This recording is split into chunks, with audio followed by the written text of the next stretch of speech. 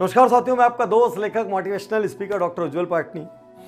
एक किसान का इकलौता पुत्र जेल में बंद कर दिया गया। उस पर आरोप था कि वो सरकार विरोधी गतिविधियां करता है, वो आतंकवादी गतिविधियों में लिप्त है। और इधर किसान पर मानो मुसीबतों का पहाड़ टूट पड़ा। भाई एक ही लड़का था, पूरी जिम्मेदारी उस पर थी। किसान बूढ़ा हो चुका था, वो क्या करता। तो किसान बड़ा दुखी होकर जेल में एक दिन मिलने पहुंचता है और अपने बेटे से कहता है, बेटा तू तो जेल के अंदर बंद है, मुझे मालूम है तू कुछ नहीं कर पाएगा, लेकिन बहुत तकलीफ है। वो कहता है, पिताजी क्या बात है। बोले, बेटा घर के पीछे बहुत कबाड़ जमा हो गया है, उस कबाड़ में से लगातार सांप वगैरह निकलते रहते हैं, बहुत घबराहट होती है, इतना कबाड़ है, मजदूर लगेंगे, अब तो पैसे भी नहीं है, क्या करूं। ठीक है पिताजी, मैं कोशिश करता हूं। पिताजी कहते, बेटा एक और बात कहनी थी। तेरे को पता है खेत में फसल लगाने का वक्त आ गया है, बीज डालने का वक्त आ गया है, लेकिन चारों तरफ खरपतवार उगी हुई है, जुताई गुड़ाई जमीन की कराना है। बेटा मेरे से तो कुछ नहीं होता आजकल, और मजदूरों का पैसा कहाँ से लाऊं। बेटा जल्दी से बाहर आ जा।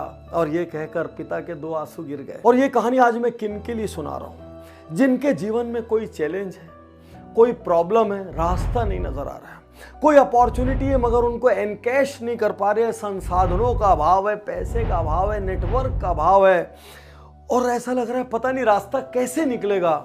आज ये कहानी आपको बताएगी रास्ते कैसे निकलते हैं। और जेल में बंद बेटा अपने पिताजी को चिट्ठी लिखता है, पिताजी पिछली बार जब आप आए थे तो आपने कबाड़ साफ करवाने की बात कही, गलती से भी कबाड़ को मत हिलाना और किसी बाहर वाले आदमी को कबाड़ मत छूने देना।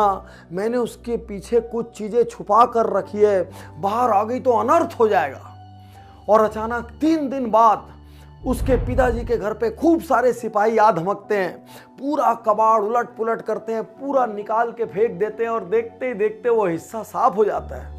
अगले दिन किसान आश्चर्यचकित होकर वापस जेल पहुंच जाता है। बेटा वो तेरे कुछ दोस्त आए थे, उन्होंने पूरा कबाड़ वबाड़ साफ कर दिया। बेटा लेकिन मैं सोचता हूँ वो तो ठीक है, यदि खेत का भी कुछ हो जाता ना तो वाकई में खाने को रोटी हो जाती है।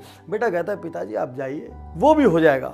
देखिए जेल में बंद है, कोई साधन नहीं है, लेकिन innovative thinking, out of box thinking, जहां चाह वहां राह से क्या होता है। और बेटा पिताजी को फिर से अगला पत्र लिखता है, पिताजी पिछली बार मैंने आपको कहा था कबाड़ के पीछे मैंने कुछ छुपा के रखा है, मैं भूल गया था। पिताजी मैंने कबाड़ से हटाकर उस चीज को खेत में 3-4 फुट अंदर गाड़ दिया है। आप किसी भी हाल में मजदूरों को खेत तक मत लाना, खुदाई मत करवाना, नहीं तो अनर्थ हो जाएगा पिताजी, सब राज खुल जाएगा, सब कुछ बाहर आ जाएगा। और अचानक अगले 2-3 दिन के भीतर खूब सारे सिपाही आ धमकते हैं, खेत को 3-4 फीट तक कोने से कोना खोद के रख देते हैं, और उसके बाद झल्लाते हुए वापस चले जाते हैं। पिता जेल पहुंचता है, बेटे से कहता है, बेटा भले ही तू जेल के अंदर बंद है, लेकिन तेरा कितना प्रभाव है, तूने यहीं बैठ के कबाड़ साफ करवा दिया, यहीं बैठ के पूरी खेत की खुदाई करवा दी। वाह बेटा मैं तो धन्य हो गया तेरी जैसी संतान पाके।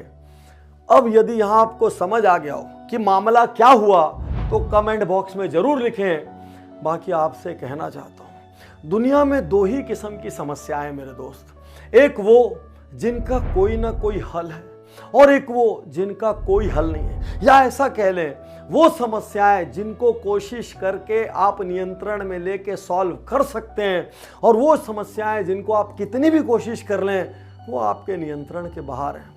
यहाँ एक बात आपसे कहना चाहता हूं, जीवन का सबसे बड़ा पाठ आपको देना चाहता हूं, पहले भी कई बार दिया है, जिन समस्याओं का हल है उनकी चिंता क्यों करना, और जिन समस्याओं का कोई हल नहीं है उनकी चिंता क्यों करना। तो आज से हर समस्या को सिर्फ इसी नजरिए से देखो, क्या इसका कहीं कोई हल है।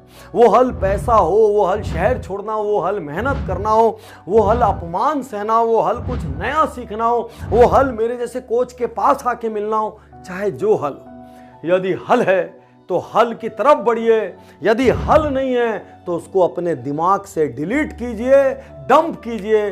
जिंदगी आनंद से भर जाएगी। फिर से कह रहा हूं, दुनिया में उस किसान के बेटे की तरह यदि आउट ऑफ बॉक्स थिंकिंग लगाएंगे तो अधिकांश समस्याओं का कोई ना कोई हल है। दिक्कत यह है, लोग हल पे एक्टिवली काम करने की जगह, लोग सॉल्यूशन पे सोचने की जगह घर में बैठ के स्ट्रेस लेके बीपी बढ़ा के सिर्फ और सिर्फ प्रॉब्लम के बारे में सोचते हैं। शुक्रिया, धन्यवाद।